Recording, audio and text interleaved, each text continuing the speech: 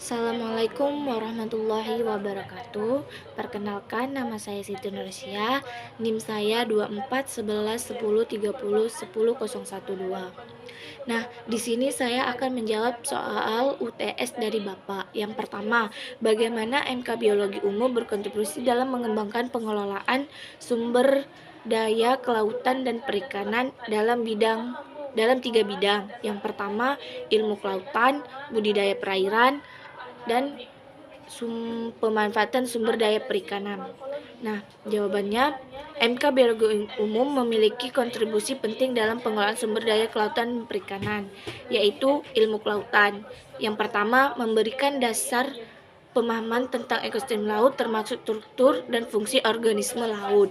Yang kedua, keanekaragaman hayati yang memahami spesies laut dan perannya dalam ekosistem membantu dalam konservasi dan pengelolaannya. Yang ketiga, dinamika populasi mempelajari faktor-faktor yang mempengaruhi populasi spesies laut penting untuk manajemen stok ikan dan pelestariannya.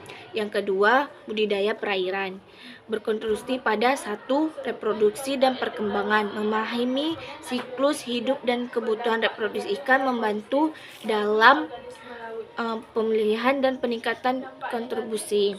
Yang kedua, kesehatan ikan, di mana pengetahuan tentang patologi ikan dan ekologi mikroorganisme mendukung praktik budidaya yang berkelanjutan.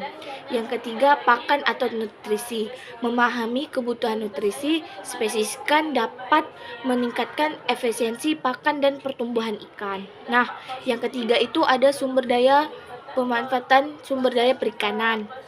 Yang pertama itu ada prinsip pengelolaannya yang berkelanjutan. Nah, di mana penerapan konsep biologi untuk menghindari overfishing dan memastikan kelangsungan sumber daya.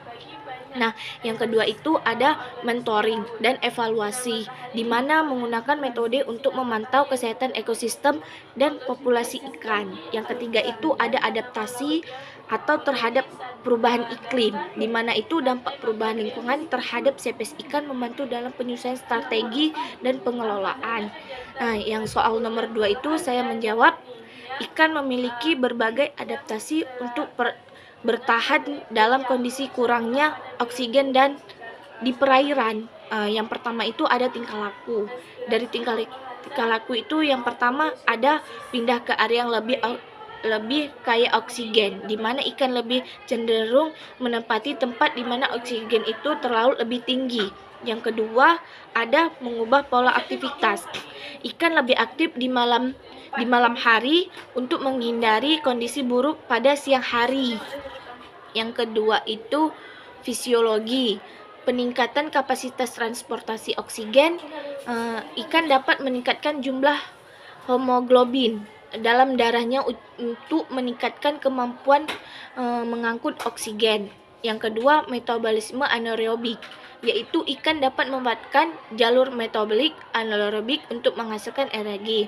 Yang ketiga, morfologi. Ada beberapa spesies ikan memiliki insang yang lebih besar dan lebih efisien dalam ekstraksi dalam air.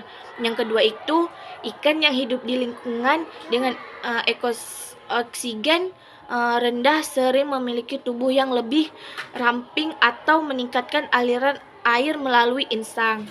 Jawaban yang nomor 3 itu ada dampak negatif dan dampak positif. Dampak negatifnya yaitu suhu air yang tinggi. Meningkatnya suhu air menyebabkan pemanasan laut yang berdampak negatif, lalu pada terumbu karang dan menyebabkan pemutihan. Yang dampak positifnya itu nutrisi dari arus laut, membawa nutrisi dari dasar laut, meningkatkan produktivitas primer yang mendukung populasi plankton dan ikan. Nah, nomor 4 dalam praktikum ada respirasi. Soal nomor 4 saya menjawab dalam praktikum yaitu dengan MK biologi, contohnya respirasi, pembelahan sel, dan fotosintesis. Mungkin ini saja yang dapat saya sampaikan. Mohon maaf jika ada kata yang salah. Saya akhiri, wabillahi taufiq wal hidayah. Assalamualaikum warahmatullahi wabarakatuh.